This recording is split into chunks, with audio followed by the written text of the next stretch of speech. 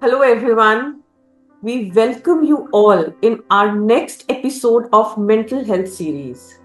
Today, we have a guest with us, Mrs. Isha Khanna, who is a certified life coach and parent coach with extensive experiences in behavioral skills, soft skills, and emotional intelligence. Ma'am, we are very excited to have you today with us.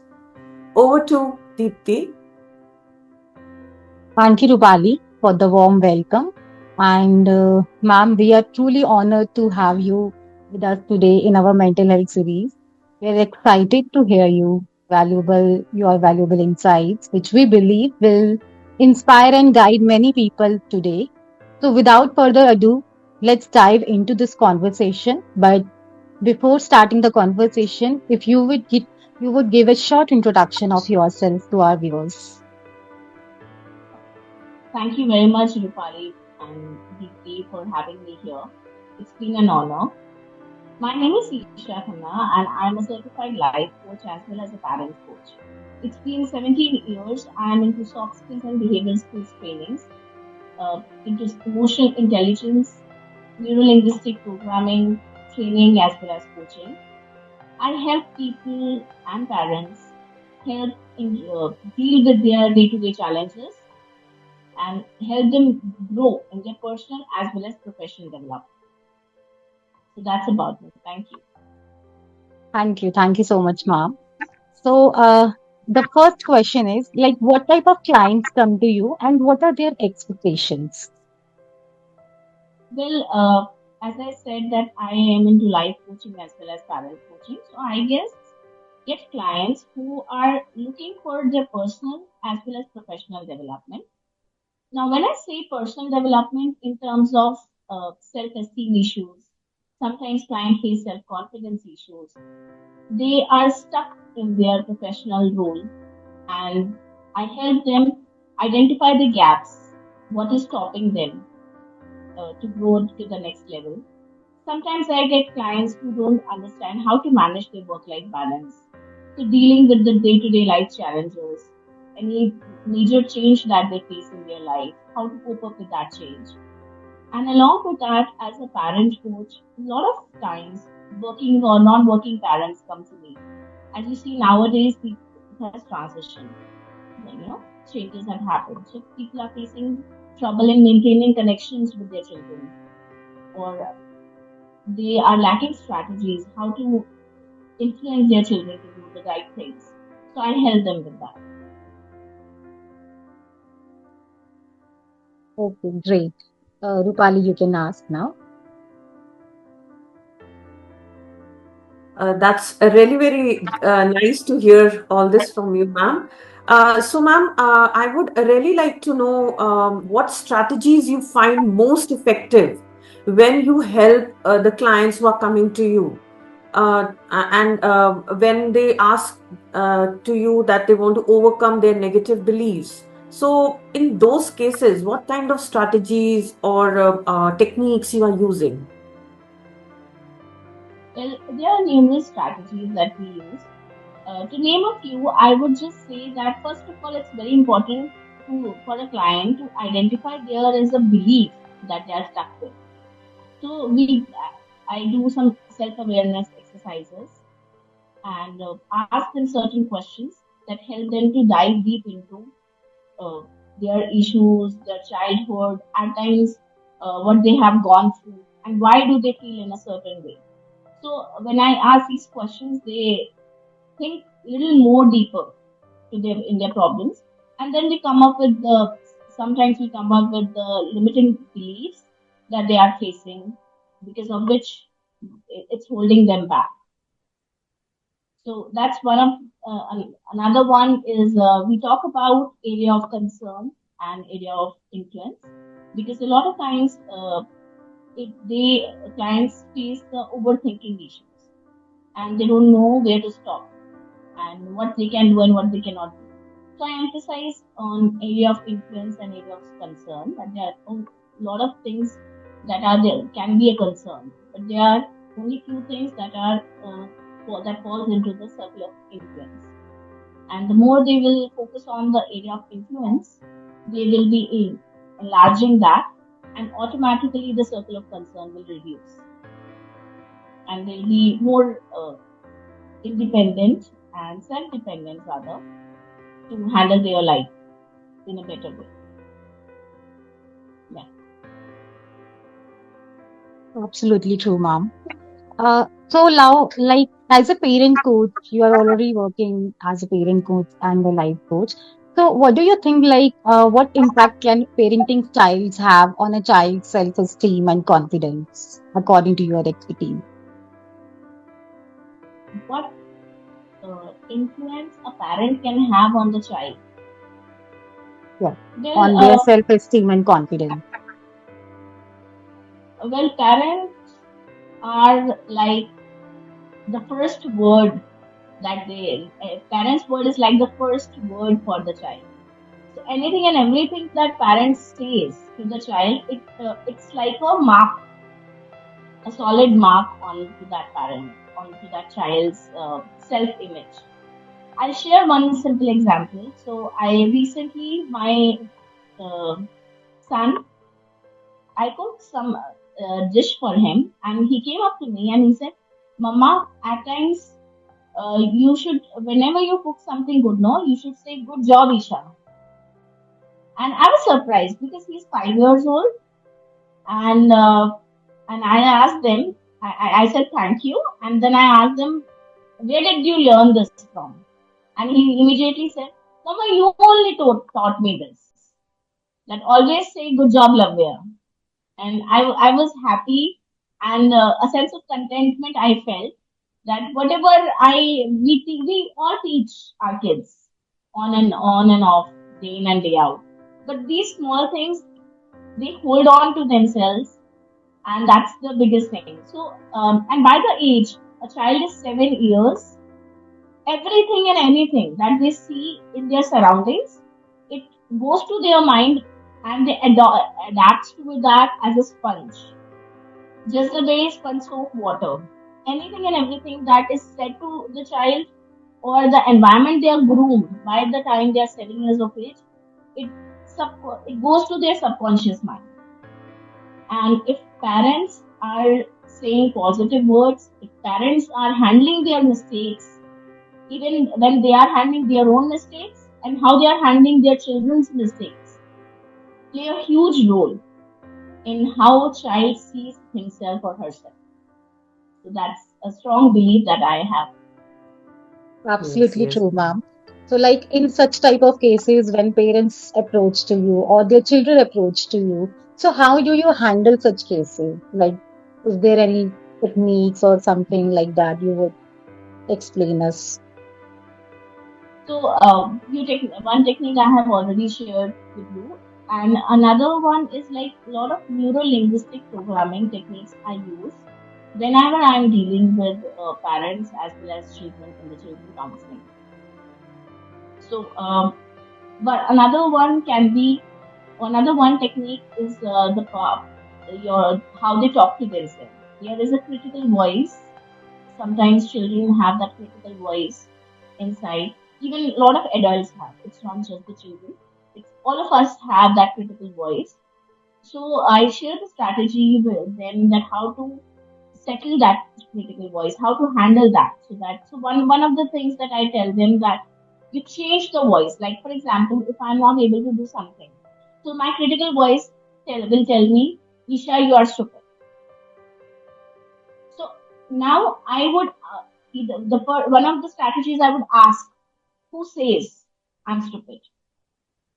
So then, if I don't have anybody in person, any other person in mind that says that I'm stupid, that means it's not a reality. Another one, only am I stupid in other things as well? So that question, asking that question. So when we then I try to recall all the good things that I have done. So when we look at all the good things that we have done, then it again validates the point that yes, I'm not stupid. The third thing is change the way that voice talks.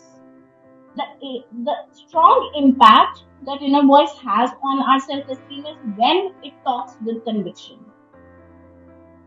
So change that to a cartoonic voice. I am, you are stupid. So kind of, which you will not take it seriously. So change that inner voice to a cartoon voice. Any cartoon you can choose. So that helps because with the conviction, with what you are saying something to yourself or to your children or to somebody else, that matters. So that's what one of the things that I share to handle the Absolutely biggest. agreed. Like inner voice matters a lot, and it is applicable in every generation. Yes. Yeah. Great, ma'am. Rather, Thanks. Yeah. it has increased. That inner critical voice has increased now with the evolution of social media and apps and mobile usage. It has increased because the influence we used to have on each other when we had good interpersonal relations have reduced. Now people don't feel the need to communicate. Yeah. It has become a very small circle. Just look at the children around. They are when they are hanging out together, they are on phones. They are not interacting with each other. They're just being there with each other's company and they're on phones. So just imagine they have lost that touch, that human touch, and they're only connected with machines. They are even asking AI their problems. How do Absolutely. I tackle that? Yeah. I was being bullied. How do I tackle that? This could have been done with a friend, sharing. So just imagine how people will be uh, fearful, how much they'll be fearful of sharing their vulnerabilities to anyone. Everybody is projecting that they're perfect. Yes. Absolutely agreed. Yes, ma'am. Thanks for sharing such a valuable insight on this topic. But ma'am, I would really like to understand from your point of view, do you really think that people still have misconceptions about mental health and they avoid giving it a priority? And if you agree with this, then what can we exactly do in such cases? Misconceptions about mental health, definitely. I will share with you my story. When I was in 10th class, I was undergoing depression, and depression was a very unfamiliar word. It's like you would not even prefer to name somebody in depression until it started coming in newspapers and magazines about stories and incidents or the conversations about this depression. So I was undergoing depression. I have undergone that. It remained with me for 2 years, and only medical intervention was I was taken for a CAT scan. I would not say that my mom was not concerned. My mom was really concerned, but she was not very much familiar about the word counselor or mental health professional. Either they had the misconception about mental health was if a person is mad or considered mad at that time or who's not uh, right in terms of their mental health, only the person is sick, mentally sick. Like one of my uncle, he was a little disturbed since his childhood, and he used to stay with us. So we would say that he was not mentally stable. So only that kind of person can be taken to a psychiatrist or psychologist or a counselor. Not even counselor, but then mental health was not in picture. I was taken to temples. I was taken to babas. I was taken to any place for Bhuti to understand that okay, whatever is wrong with me, that gets sorted out. And I remember going to school with putting lots of Vicks on my head because it used to pain continuously.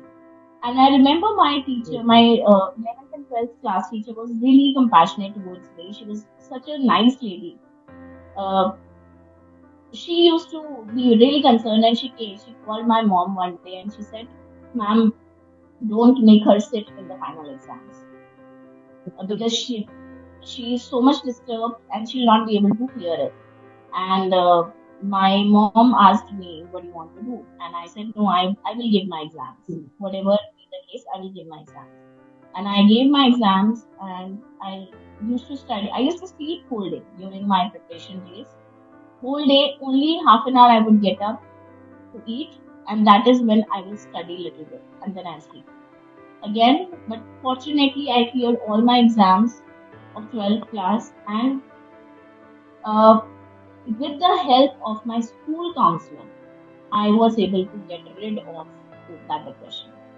She I used to make chains in my head, interconnection, that, how would I handle this, and that chain would never break. And that counselor helped me to break that chain. I still remember her name is Veema, and that she helped me. I used to take sessions from her during my school hours, and that's when I got rid of that.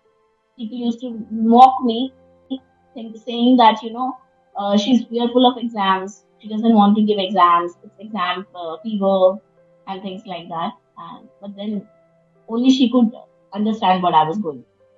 So that's the role a counselor or a mental health professional has. And I believe that's one of the reason I have chosen to be in this field, because I know it's people are not what they look. Their life challenges are much more than that. And I somehow feel glad and fortunate to be that person who can show them that light. So, Okay. So, ma'am, as you have mentioned that you agree with this, that people still have misconceptions towards taking care of their mental health. Um, is there any way out? I know it's very tough immediately to bring each and every person to the therapy or understand the importance of mental health.